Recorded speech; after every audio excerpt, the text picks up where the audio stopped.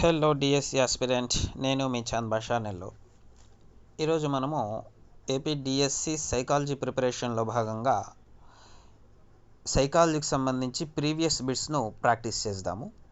ఈ బిట్స్ మనం ప్రాక్టీస్ చేయడం వల్ల ప్రీవియస్ సైకాలజీకి సంబంధించి పేపర్ అనేది ఏ విధంగా ఇస్తున్నాడు, ఏ విధంగా పేపర్ అనేది ఉందని మనకు ఒక అంచనాకు రావడం జరుగుతుంది. దాని ప్రకారం మనము మన ప్రిపరేషన్ని కొనసాగిస్తే మనకు టెట్ ఎగ్జామ్లో చాలా ఈజీగా సైకాలజీలో మంచి మార్కులు సంపాదించవచ్చు. దీనిలో భాగంగా ఫస్ట్ క్వశ్చన్ మనం చూసినట్లయితే, తన విద్యార్థుల ప్రవర్తనను పరిశీలించాలనుకున్న ఉపాధ్యాయుడు విద్యార్థులు ఆడుతున్న ఆటలో తను ఒక ఆటగాడిలా పాల్గొన్నాడు. ఈ రకమైన పరిశీలన ఏమిటి అని అడుగుతున్నాడు. దీంట్లో ఆప్షన్స్ చూసినట్లయితే, ఫస్ట్ సంచరిత పరిశీలన, సెకండ్ ఆప్షన్ సాధారణ పరిశీలన, థర్డ్ ఆప్షన్ అసంచరిత పరిశీలన, ఫోర్త్ ఆప్షన్ స్థూల పరిశీలన. ఈ పరిశీలనలో ఈ రకమైన పరిశీలన ఏమిటి అని అడుగుతున్నాడు. మీ యొక్క సమాధానాన్ని 1 అని టైప్ చేసి కామెంట్ రూపంలో దాని పక్కన టైప్ చేయండి.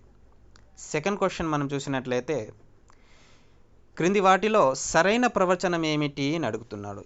ఇవి మొత్తం కూడా వికాస సూత్రాలకు సంబంధించినది. ఓకే, ఫస్ట్ ఆప్షన్ చూసినట్లయితే వికాసం స్వల్పకాలిక ప్రక్రియ, రెండో ఆప్షన్ వికాసంలో వైయక్తిక భేదాలు ఉండవు, థర్డ్ ఆప్షన్ వికాసం అన్ని అభివృద్ధి దశల్లో ఒకే విధంగా ఉండదు, ఫోర్త్ ఆప్షన్ వికాసాన్ని ప్రాగుప్తీకరించలేము. దీంట్లో సరైన సమాధానాన్ని మీరు కామెంట్ రూపంలో తెలియజేయండి.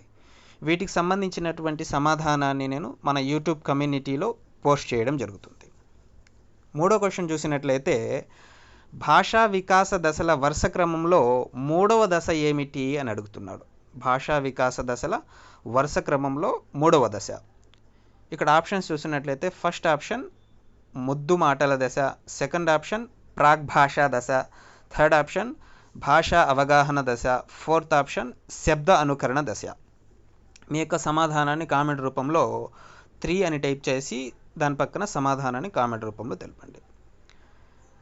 ఫోర్త్ క్వశ్చన్ మనం చూసినట్లయితే, దమనం చేయబడిన అచేతనంలోని భావాలను వెలికి తీయడానికి సిగ్మండ్ ఫ్రాయిడ్చే చెప్పబడని టెక్నిక్ ఏమిటి అని అడుగుతున్నాడు. ఇక్కడ మనం ఎగ్జామ్లో చూడవలసిన విషయం ఏమిటంటే, ఇక్కడ చెప్పబడిన ఇది కన్ఫ్యూజ్ చేస్తాడు మనము. కాబట్టి క్వశ్చన్ చదివేటప్పుడే చాలా క్లియర్గా చదివి అర్థం చేసుకోవాలి. దీనికి సంబంధించిన ఆప్షన్స్ చూసినట్లయితే, ఫస్ట్ ఆప్షన్ స్వేచ్ఛా సంసర్గం, సెకండ్ ఆప్షన్ సమగ్రాకృతి, థర్డ్ ఆప్షన్ స్వప్న విశ్లేషణ, ఫోర్త్ ఆప్షన్ సమ్మోహనం. దీని యొక్క సమాధానాన్ని కామెంట్ రూపంలో తెలియజేయండి.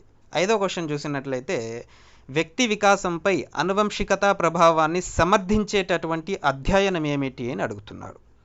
దీనికి ఫస్ట్ ఆప్షన్ పియర్సన్ డార్విన్ కుటుంబంపై చేసిన ప్రయోగం, second option Freeman Miller Ruth మీద చేసిన ప్రయోగం, అదేవిధంగా మూడో ఆప్షన్ స్కోడాక్ పెంపుడు శిశువులపై చేసినటువంటి ప్రయోగం, అదేవిధంగా ఫోర్త్ వన్ గోర్డాన్ జిప్సీ పిల్లలపై చేసిన ప్రయోగము. ఇక్కడ అనువంశికత ప్రభావాన్ని సమర్థించేటటువంటి అధ్యయనం అడిగాడు. కాబట్టి క్వశ్చన్ ఒకసారి క్లియర్గా చదివి మీ యొక్క సమాధానాన్ని కామెంట్ రూపంలో తెలపండి. ఆరో క్వశ్చన్ చూసినట్లయితే, పిల్లలు వారి స్నేహితులతో జరిపే మొదటి సాంఘిక కృత్యంగా చెప్పబడేటటువంటి క్రీడా రకం ఏమిటి అని అడుగుతున్నాడు.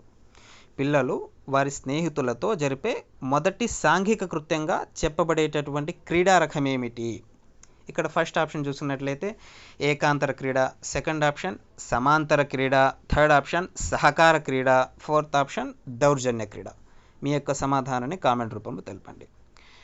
ఏడో క్వశ్చన్ చూసినట్లయితే, సహజాతాలు వాటి ఉద్వేగాలకు సంబంధించి సరైన జత ఏమిటి అని అడుగుతున్నాడు. సరైన జత ఇక్కడ ఓకే.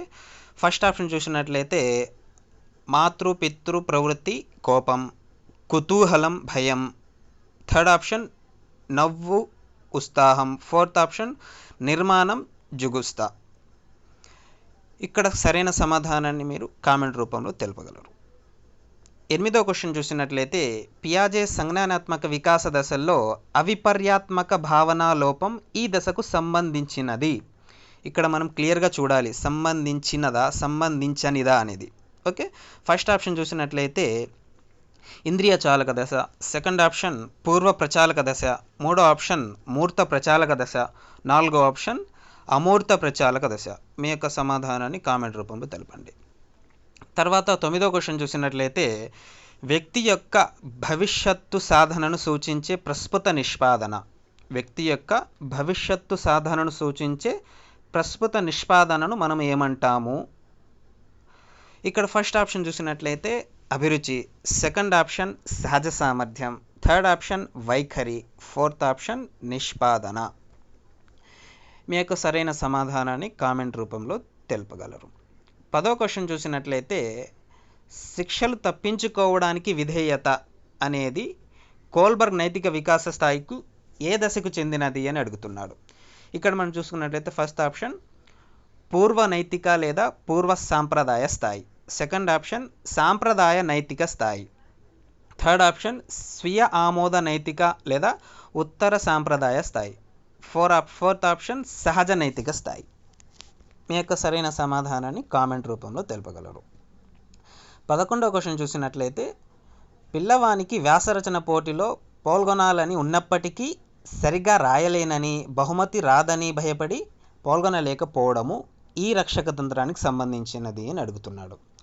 దీంట్లో ఫస్ట్ ఆప్షన్ చూసినట్లయితే ప్రతిగమనం, రెండో ఆప్షన్ తాదాత్మీకరణం, మూడో ఆప్షన్ ప్రక్షేపణం, నాలుగో ఆప్షన్ ఉపసంహరణ. మీ యొక్క సమాధానాన్ని కామెంట్ రూపంలో తెలపండి. 12వ క్వశ్చన్ చూసినట్లయితే ప్రమీలాకు ప్రభుత్వ రెసిడెన్షియల్ పాఠశాలలో సీటు వచ్చింది. ఆ కళాశాల అంటే ఆమెకు ఇష్టము, కానీ హాస్టల్లో ఉండడం అంటే ఆమెకు అయిష్టము. ఇది ఏ రకమైన సంఘర్షణ అని అడుగుతున్నాడు. ఇక్కడ చూడండి, క్లియర్గా మనము ఇక్కడ ఏం ఐడెంటిఫై చేయాలి? ఇష్టము అయిష్టము అన్నాడు. ఇష్టం అయిష్టం అన్నప్పుడు మనము ఏ సంఘర్షణ అనేది మనం చాలా క్లియర్గా అవగాహన చేసుకోవాలి. ఫస్ట్ ఆప్షన్ చూసుకున్నట్లయితే ఉపగమ సంఘర్షణ, సెకండ్ ఆప్షన్ ఉపగమ పరిహార సంఘర్షణ, థర్డ్ ఆప్షన్ పరిహార సంఘర్షణ, ఫోర్త్ ఆప్షన్ ఉపగమ పరిహార సంఘర్షణ. మీ యొక్క సమాధానాన్ని కామెంట్ రూపంలో తెలపండి. తర్వాత 13వ క్వశ్చన్ చూసినట్లయితే క్రింది వానిలో గౌణ అవసరం ఏమిటి? ఈ క్రింది వానిలో గౌణ అవసరం ఏమిటి అని అడుగుతున్నాడు. ఫస్ట్ ఆప్షన్ చూసుకున్నట్లయితే ఆహారము, సెకండ్ ఆప్షన్ గుర్తింపు, థర్డ్ ఆప్షన్ నిద్ర, ఫోర్త్ ఆప్షన్ నీరు. మీ యొక్క సమాధానాన్ని కామెంట్ రూపంలో తెలుపగలరు. తర్వాత 14వ క్వశ్చన్ చూసినట్లయితే సంసిద్ధతా నియమము, అభ్యాస నియమం, ఫలిత నియమాలు క్రింది ఏ సిద్ధాంతం యొక్క ఫలితం అని అడుగుతున్నాడు. ఈ 3 నియమాలు కూడా ఏ సిద్ధాంతంలో భాగము, ఏ సిద్ధాంతం యొక్క ఫలితం అని అడుగుతున్నాడు. ఫస్ట్ ఆప్షన్ చూసినట్లయితే అంతర్దృష్టి అభ్యసన సిద్ధాంతం, సెకండ్ ఆప్షన్ యత్నదోష అభ్యసన సిద్ధాంతం, థర్డ్ ఆప్షన్ శాస్త్రీయ నిబంధన సిద్ధాంతం, ఫోర్త్ ఆప్షన్ కార్యసాధక నిబంధన సిద్ధాంతం. మీ యొక్క సమాధానాన్ని కామెంట్ రూపంలో తెలపండి. 15వ క్వశ్చన్ చూసినట్లయితే ఇతరుల నుండి ఏమీ ఆశించకుండా స్వీయ ప్రమాణాలను పొందడానికి ఉద్దేశించబడ్డ పునర్బలన రకం. దీనికి మనం ఆప్షన్స్ చూసినట్లయితే ఫస్ట్ ఆప్షన్ ప్రత్యక్ష పునర్బలనము, సెకండ్ ఆప్షన్ పరోక్ష పునర్బలనము, థర్డ్ ఆప్షన్ స్వీయ పునర్బలనము, ఫోర్త్ ఆప్షన్ రుణాత్మక పునర్బలనము. ఈ క్వశ్చన్లోని చాలా సింపుల్గా ఇవ్వడం జరిగింది. చూడండి, మీ యొక్క సమాధానాన్ని కామెంట్ రూపంలో తెలపండి.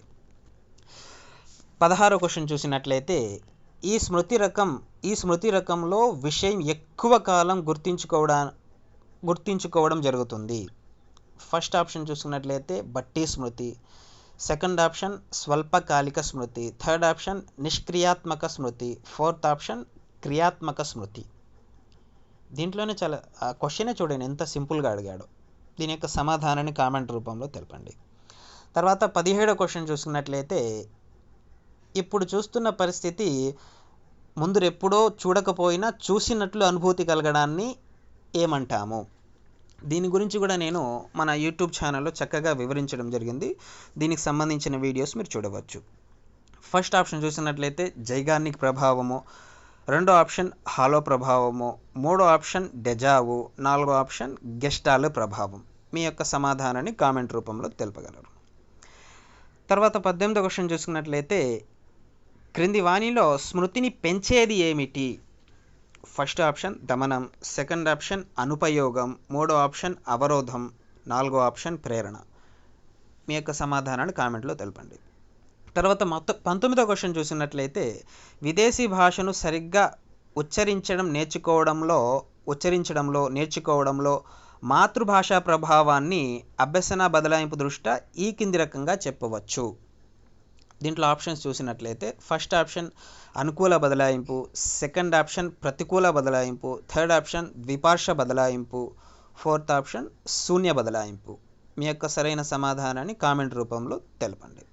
తర్వాత 20వ క్వశ్చన్ చూసినట్లయితే శాస్త్రీయ నిబంధనంలో గంట కొట్టినప్పుడు లాలాజలం స్రవించడం అనే నిబంధిత ప్రతిస్పందన క్రమంగా మానివేయడం ఏమిటి? దీని యొక్క ఆప్షన్స్ చూసినట్లయితే ఫస్ట్ ఆప్షన్ పునర్వలనము, రెండో ఆప్షన్ అయత్న సిద్ధ స్వాస్థ్యము, మూడో ఆప్షన్ సామాన్యీకరణము, నాలుగో ఆప్షన్ విరమణ. ఈ క్వశ్చన్లోనే ఈ క్వశ్చన్ చాలా ఈజీగా ఇచ్చాడు. దాని యొక్క ఆప్షన్స్ చదివితేనే మనము సులువుగా గుర్తుపెట్టుకోవచ్చు. దీని యొక్క సమాధానాన్ని కామెంట్ రూపంలో తెలియజేయండి. 21వ క్వశ్చన్ చూసినట్లయితే విద్యార్థుల్లో మానసిక అనారోగ్యానికి కారణము, ఇక్కడ ఆరోగ్యం కాదు అనారోగ్యానికి అడిగాడు.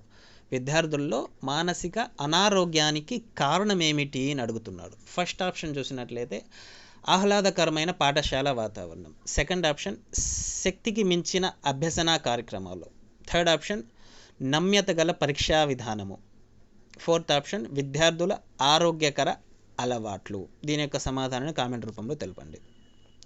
22వ క్వశ్చన్ చూసినట్లయితే బండూరా ప్రకారము సాంఘిక అభ్యసన ప్రక్రియలో మొదటి అంశం ఏమిటి అని అడుగుతున్నాడు. ఇక్కడ ఫస్ట్ ఆప్షన్ చూసినట్లయితే ధారణ, సెకండ్ ఆప్షన్ పునరుత్పాదకం, థర్డ్ ఆప్షన్ అవధానం, ఫోర్త్ ఆప్షన్ పునర్వలనము. మీ యొక్క సమాధానాన్ని కామెంట్ రూపంలో పెట్టండి. 23వ క్వశ్చన్ చూసినట్లయితే క్రింది వానిలో ఒకటి బ్రూనర్ బోధన సిద్ధాంతానికి సంబంధించనిది. ఇక్కడ ఏమడుగుతున్నాడు? క్లియర్గా చదవాలి క్వశ్చన్. సంబంధించనిది అని అడుగుతున్నాడు. ఫస్ట్ ఆప్షన్ చూసినట్లయితే సన్నద్ధత, సెకండ్ ఆప్షన్ విశ్లేషణ, థర్డ్ ఆప్షన్ విషయ నిర్మాణము, ఫోర్త్ ఆప్షన్ వరుస క్రమం. మీ యొక్క సమాధానాన్ని కామెంట్ రూపంలో పెట్టండి. తర్వాత 24వ క్వశ్చన్ చూసినట్లయితే ఒక ప్రాథమిక పాఠశాలలో 151 మంది పిల్లలు ఉన్నారు. విద్యా హక్కు చట్టం 2009 ప్రకారము ఆ పాఠశాలలో ఉండవలసిన ఉపాధ్యాయుల సంఖ్య ఎంత అని అడుగుతున్నాడు. ఆప్షన్స్ చూసుకున్నట్లయితే ఫస్ట్ ఆప్షన్ 5 ప్రాథమిక ఉపాధ్యాయులు, 1 సైన్స్ ఉపాధ్యాయుడు, సెకండ్ ఆప్షన్ 4 ప్రాథమిక ఉపాధ్యాయులు, 1 భాషా ఉపాధ్యాయుడు, థర్డ్ ఆప్షన్ 4 ప్రాథమిక ఉపాధ్యాయులు, 1 ప్రధాన ఉపాధ్యాయుడు, ఫోర్త్ ఆప్షన్ 5 ప్రాథమిక ఉపాధ్యాయులు, 1 ప్రధాన ఉపాధ్యాయుడు. మీ యొక్క సమాధానాన్ని కామెంట్ రూపంలో తెలియజేయండి. 25వ క్వశ్చన్ చూసినట్లయితే ఎన్సిఎఫ్ 2005 ప్రకారం పిల్లలకు భౌతికంగా అసౌకర్యం కల్పించగల సాధారణ అంశం ఏమిటి అని అడుగుతున్నాడు.